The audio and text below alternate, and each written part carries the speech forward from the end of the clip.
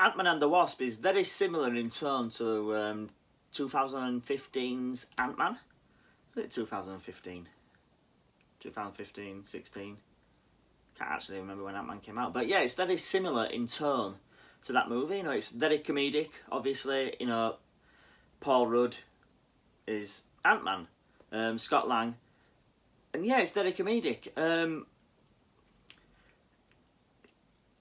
It's probably the right way to go after, you know, the intensity, the way that Avengers Infinity War left us in a state of like shock in a way. And the major selling point for this film is to see what the hell Ant-Man is up to, what he was up to during Infinity War, and where the movie ends, and how it's going to lead into Avengers 4. And yeah, you know, I really enjoyed the first Ant-Man. You know, I love the tone. I love Paul Rudd in the role. I love Michael Pena. He's back. Evangeline Lilly's back. She plays the Wasp. Oak Van Dyne. And Michael Douglas is back as Hank Pym.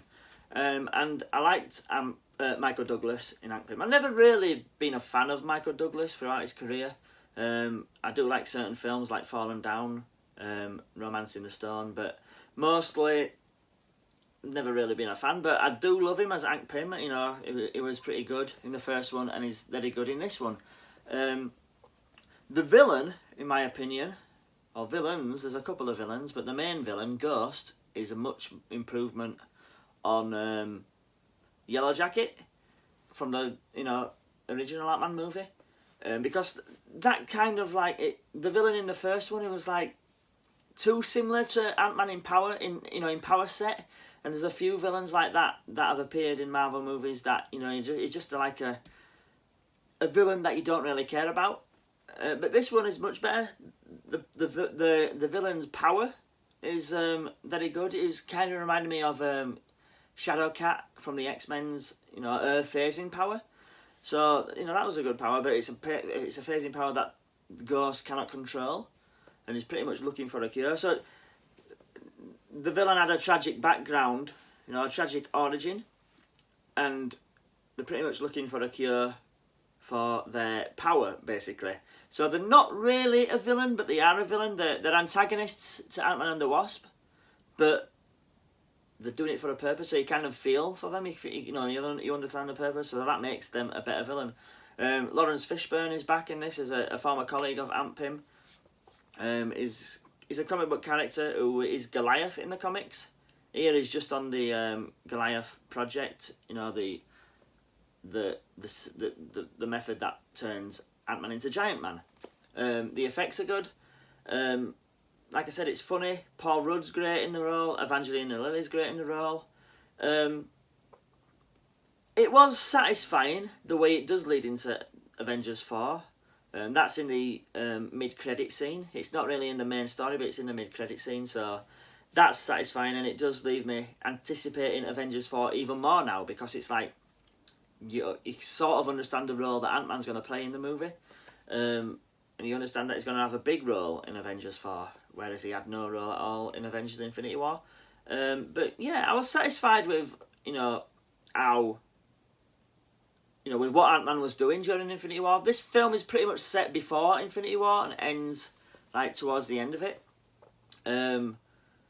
So you can understand why, you know, Ant-Man wasn't involved in, like, say, the Battle of New York with, you know, Tony Stark and Doctor Strange. That was a 5-minute battle, so Ant-Man obviously is all the way in San Francisco. He's not going to get to New York in time to face these aliens. So you can understand why he's not involved in Infinity War. Same with the battle in Wakanda. They still think he's under house arrest, and they fly to Wakanda straight away. And Ant-Man is in San Francisco, so he's not going to go to Wakanda. So yeah, it works. And yeah, I enjoyed this film. I probably did enjoy it more than Ant-Man. You know, it's not the best Marvel movie. It's one of those. It's like one of those standalone throwaway characters. But I do enjoy the character of Ant-Man. I do enjoy his power set. I do enjoy the Wasp power set. But they're kind of throwaway. Same with the films. You know, they're not as epic. They're not as intense. They're not. You know, they don't mean as much to the overall you know, grand storyline of the MCU apart from the mid-credit scene as like the Avengers film and things like that. So, you know, the Ant-Man film is kind of a take it or leave it movie, but I do love them. They are pretty funny. And I must admit, I do like it more than like this year's Black Panther, to be honest. Michael Pena is even funnier in this than he was in the first Ant-Man. His Louise character is brilliant. And yeah, like I said, Paul Rudd's great.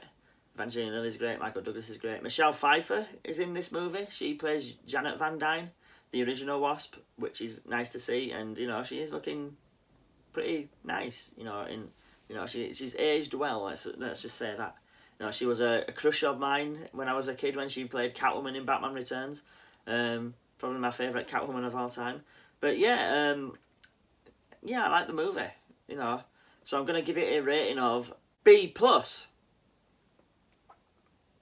Yeah, really good movie. I enjoyed it. I had fun. I had lots of laughs, and I liked how it fit into the overall Infinity War storyline. So yeah, let me know down below what you think of Ant-Man and the Wasp. Where does it rank in the MCU movies? I am going to do a rankings movie one day, probably after Avengers 4, when you know, Phase 3 ends. Probably do one then. Because there's no point in doing one now, because we've got 2 more Phase 4 movies in Captain Marvel and Avengers 4. But yeah. So yeah, do you like my Venom t-shirt, by the way? Looking forward to this Marvel movie. There's still question marks as to where this fits. You know, is it going to be involved in the MCU or not? Is Spider-Man going to have some involvement or anything? But yeah. Anyway, like and share my channel, guys, and remember, stay heroic.